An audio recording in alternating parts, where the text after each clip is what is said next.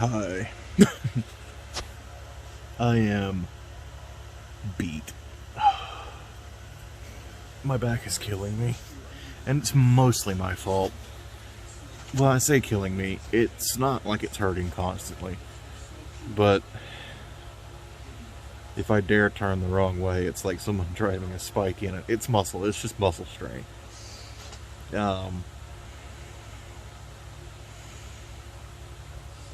So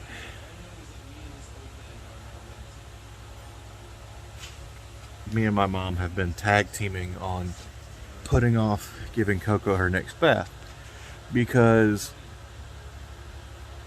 she had a thing for a while where she had some kind of mange. One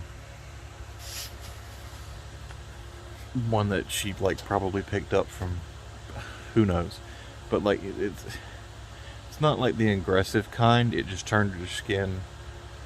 I don't know. Either way, it's not like the kind that you get from negligence, you know.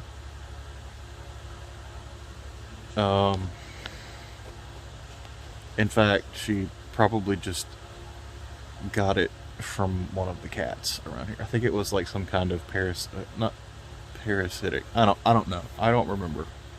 But either way, her hair was running thin in some areas for a while, and her skin was getting leathery. And we just thought it was age because she's 13. But we got all that taken care of a good bit back, and now her hair has come in thicker than ever. Like, stupid thick. Like, sheep wool. Honestly, it's just, like, especially on her legs, she gets, like, super, like, ringlet curls. And they've just been curling and layering so much. The clippers, we have like some heavy duty pet trimming clippers, and they don't do it. Her hair's just too thick. So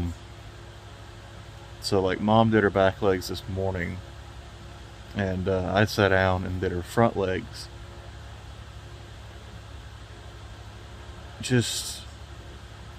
I just like, it wasn't even like, we just with scissors, I should say. I tried clippers. The scissors were faster, and even then, it was still a process. I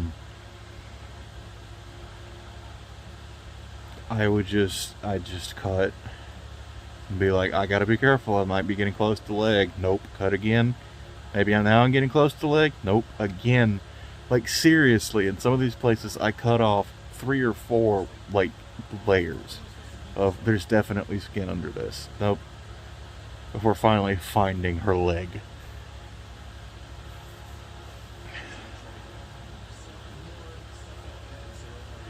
And then, of course, I had to bathe her. And since I was bathing her, I had to bathe Blaze as well. So just a lot of hunched over while sitting on hard surfaces, and I ain't even 30 yet. Aside from that, I did start New Game Plus on Persona 5 Strikers, and don't worry, you're not going to get any spoilers out of me. But just continuing my journey to fill the compendium. And even though it's going to take much longer, it just felt more productive to run through the story again rather than just grind certain areas. I also bumped it up to hard. I tried Merciless, and I couldn't get past the intro fight. I kept dying within like 10 seconds, and it doesn't start you unequipped like Persona 5, the base game. The original game does. It doesn't just start you with all the items in your inventory and you gotta re-equip it. No, you start back with your gear equipped. and I was losing on, like, it's like a pre-tutorial fight. All you learn to do, it's just like press buttons for now, and half of the mechanics are not unlocked.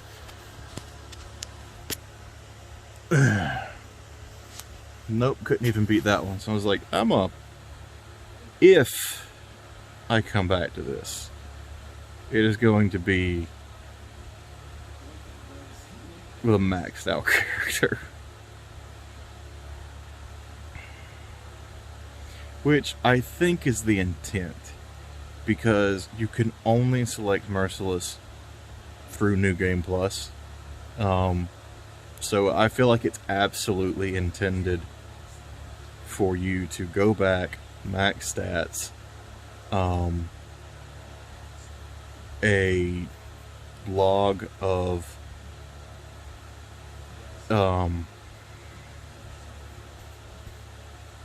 you know, like a solid set of personas, so you've got like all of your weaknesses covered, preferably where like you know, you can assess the situation quickly and swap to something with drain or null instead of just resistant to, and just be quick on the switching, be aware of your surroundings. Maybe it's exciting to think about, honestly, because I've gotten into that groove before with certain fights, and it felt really satisfying. But when trash mobs are stun locking me and killing me in 3 hits, no. Nah, I'd rather not. So we'll see what happens. Honestly, and this will be a mark of shame, there's a point I'll just fill the compendium and be like, yep, that's the platinum.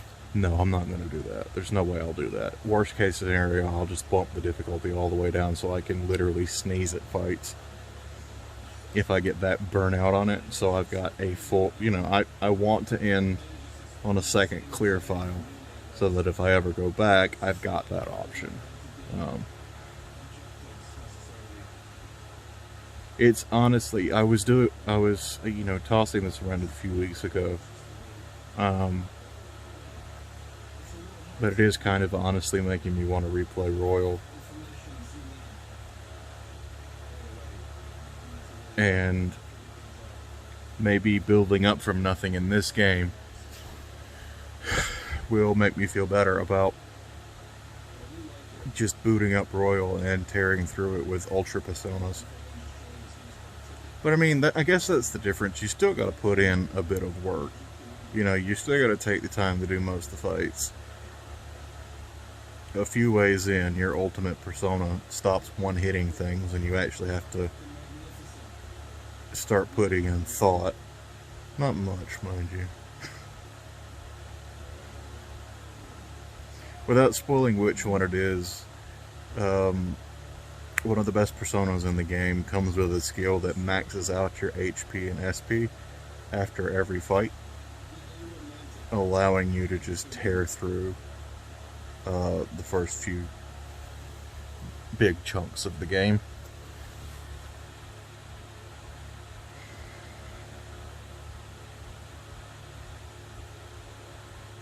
But after a while, that well starts to run dry.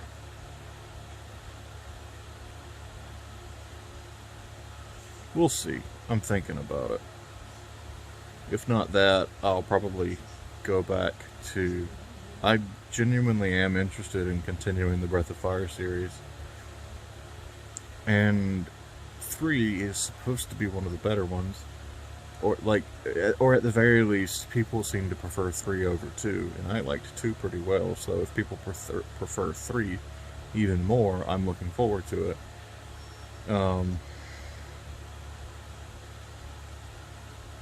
I've got to look into it more, but I mean, there's a chance I'll just run through, I think there's 5 out, So if I'm still enjoying it after 3, I might just run through the whole series, and it'll be probably the first time I've ever done that with a series of games. You know, discovered them so late and then just run through all of them like that. Um, like, I've done marathon run-throughs before of series. Mass Effect comes to mind. Mostly just Mass Effect. But, you know, I played them all separately first. You know, like, I played, you know, I played the first one, and then at the time I was, you know, not getting my own games, because I was still in, like, I think I was in high school, but, like, I had to wait. It was like, I had long enough with the first game that I, completed a lot of it, you know, several different runs, like, we're talking like 4 or 5 runs, and still having time away from it before finally playing 2, and then, I want to say it was a year and a half before 3 came out. So like there was a good amount of space in between each one, and I think the first time I marathoned them was right after I finished 3 for the first time. I may have went back and did a second playthrough of 3, and then turned around and immediately replayed the entire trilogy.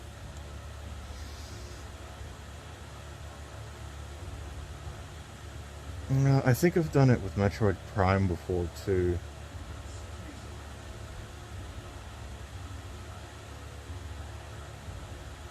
Yeah, I think I've done it with Metroid Prime as well. The trilogy version on Wii. Um,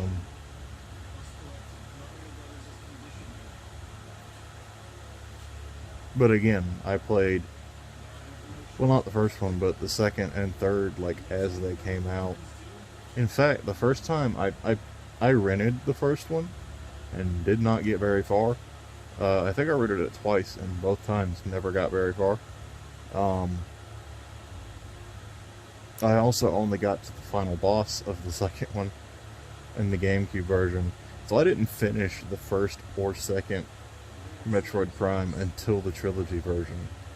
Um,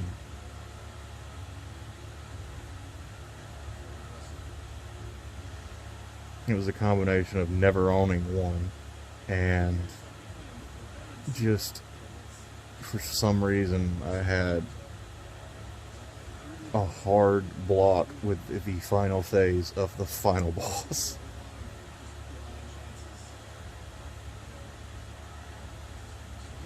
And I just couldn't do it, man. I tried a lot.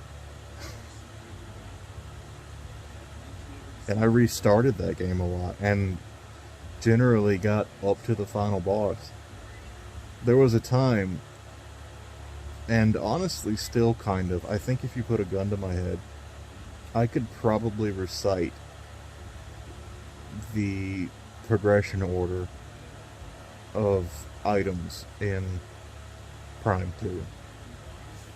Along with the best time to go out of your way to get the beam combos where they're not super out of the way. It's like a combination of it. Basically, I had the guide for it. Basically, the progression path the guide took, which, you know, only deviates. The only real deviation you might see between their progression and others is when to get the beam combos, because they're all entirely optional.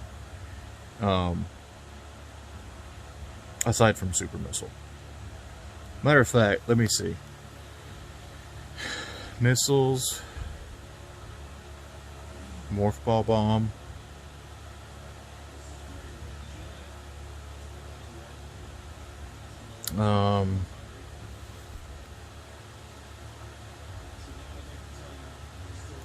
Dark Beam, Light Beam,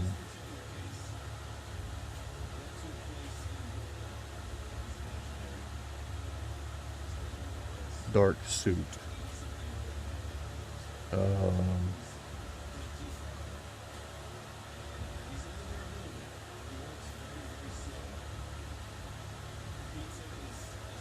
believe Super Missile is after that. Then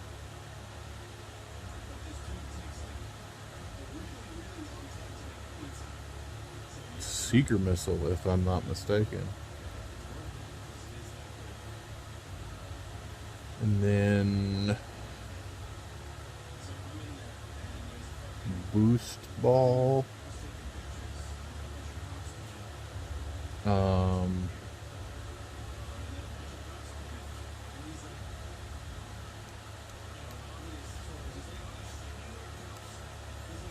I think after Boost Ball is when the game guide goes to get the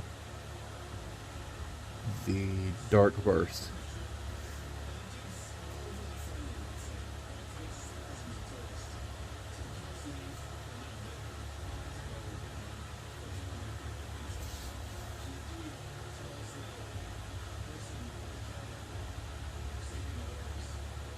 Which at this point no, I think you need Power Bomb. No, I think at this point, no,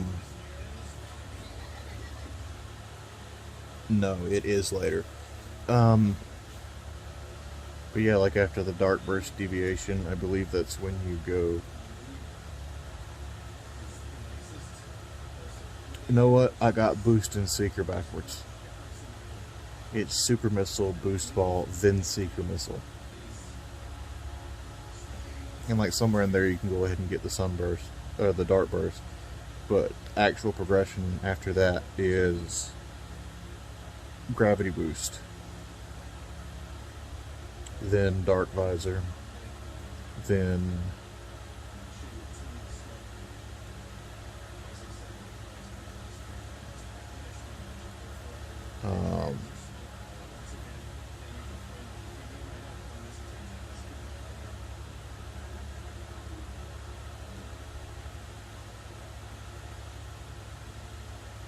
or do you need the Grapple Beam first? Grapple Beam's...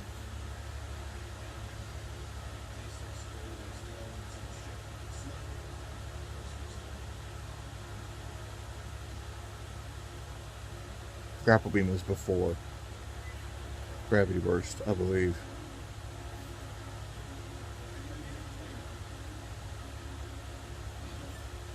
And then, I don't know why I'm doing this, by the way. I don't know why I'm saying this like 3 minutes into this, but whatever, we're here now. And I'm not going to check if I'm right. Or like, I'll check afterwards, and if I remember, report back tomorrow.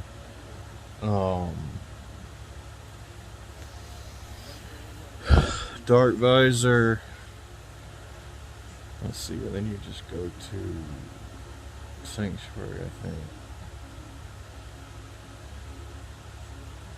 And you get Spider Ball, which lets you go back and get Boost Ball, or Power Bombs.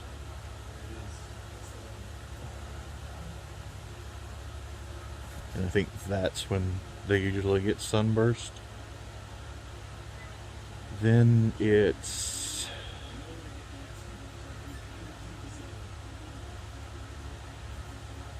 the Echo Visor, I believe. Then Screw Attack.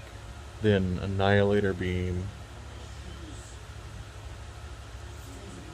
That's when you can get, I believe at that point you can get the Annihilator Beam combo, which I can't remember the name of right now. Sonic Boom, I believe.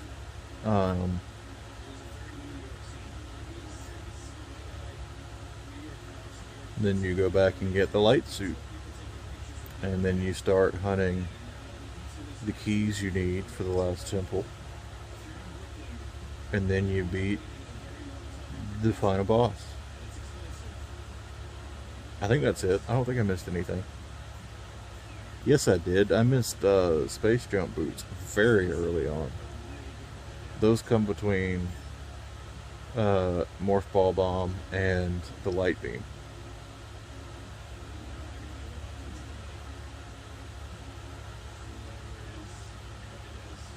Yes.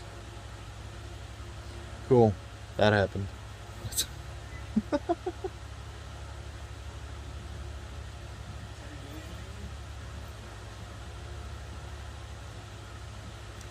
Anyway, I'm gonna go to bed now.